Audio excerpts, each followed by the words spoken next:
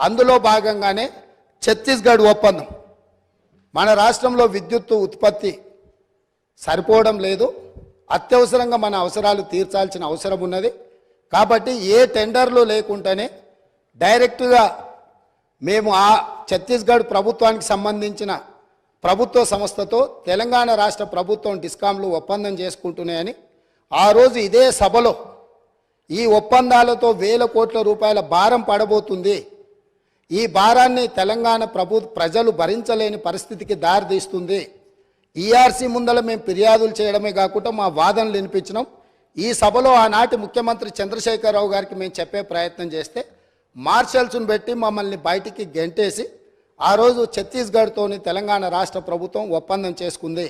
దీనికి సంబంధించి విద్యుత్ జేఏసీకి సంబంధించిన తెలంగాణ ఉద్యమంలో క్రియాశీలక పాత్ర పోషించిన ఒక జెన్కో ట్రాన్స్కో అధికారి నివేదిక ఇచ్చి ఈ ఒప్పందం వల్ల నష్టం జరుగుతుంది అన్నందుకు అతన్ని ఎక్కడనో మారుమూల ప్రాంతానికి బదిలీ చేసి కక్ష సాధింపుగా అతనికి ఉన్న హోదాను తగ్గించి ఒక చిన్న ఉద్యోగంలో నియమించారు అధ్యక్ష.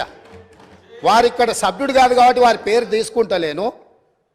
సంస్థలో పనిచేస్తున్న ఉద్యోగి అనుభవంతో తెలంగాణ ఉద్యమంలో విద్యుత్ జేఏసీని క్రియాశీలకంగా ముందుకు నడిపించి ఉద్యమంలో ముందున్న వ్యక్తిని తెలంగాణ రాష్ట్రం వచ్చిన ఎంబడే శిక్షించి ఎక్కడో మారుమూల ప్రాంతానికి బదిలీ చేసి ఉన్న హోదా కంటే అతనికి డిమోషన్.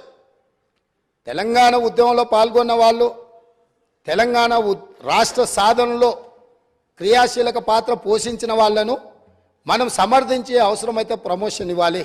ఒకవేళ ప్రమోషన్ ఇవ్వడానికి మీకు మనస్కరించకపోతే ఉన్న హోదాలనైనా ఉంచాలి. అలా కాకుండా శిక్షించి బదిలీ చేసిండ్రు. అతను కూడా ఆనాడు ఈఆర్సీ ముందు తన వాదన వినిపించిండు. ఆ వాదనను పెడచెవిన పెట్టి ఛత్తీస్గఢ్ ఒప్పందం చేసుకుండ్రు. ఈ ఛత్తీస్గఢ్ 1000 మెగావాట్ల ఒప్పందం 3/11/2014 నాడు ఏదైతే ఒప్పందం మీద సంతకం చేసిండ్రో ఈ నివేదికలోనే ఉంది, నేను కొత్తదేం చెప్పడం లేదు, వారు చూసుకోవాలి. పేజీ నెంబర్ 11, 12లో ఉన్న వాటిని అసలు ఈ విద్యుత్తు వినియోగించినా వినియోగించకపోయినా అదేవిధంగా విద్యుత్తును రవాణా చేయడానికి వినియోగించాల్సిన కారిడార్ను పర్మనెంట్ ఒప్పందం చేసుకోవడంతో విద్యుత్తు సరఫరా అయినా కాకపోయినా దాదాపుగా 1362.424 కోట్ల రూపాయలు ఈరోజు ప్రభుత్వం మీద భారం పడ్డది.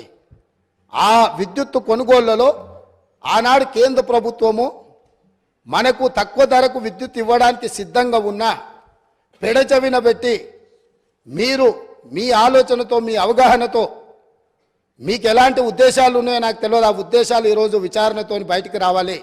కాబట్టి రేపు జరగబోయే జ్యుడిషియల్ ఎంక్వైరీలో ఛత్తీస్గఢ్తో తెలంగాణ రాష్ట్ర ప్రభుత్వం చేసుకున్న ఒప్పందాల మీద 100% విచారణకు ఆదేశిస్తున్నాము.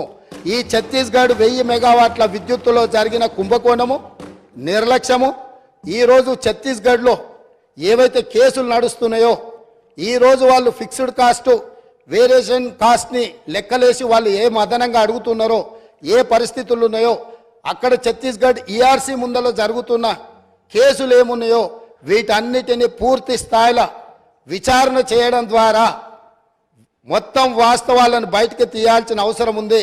ఛత్తీస్గఢ్ ఒప్పందం మీద ఈ ప్రభుత్వం విచారణకు ఆదేశిస్తుంది అధ్యక్ష.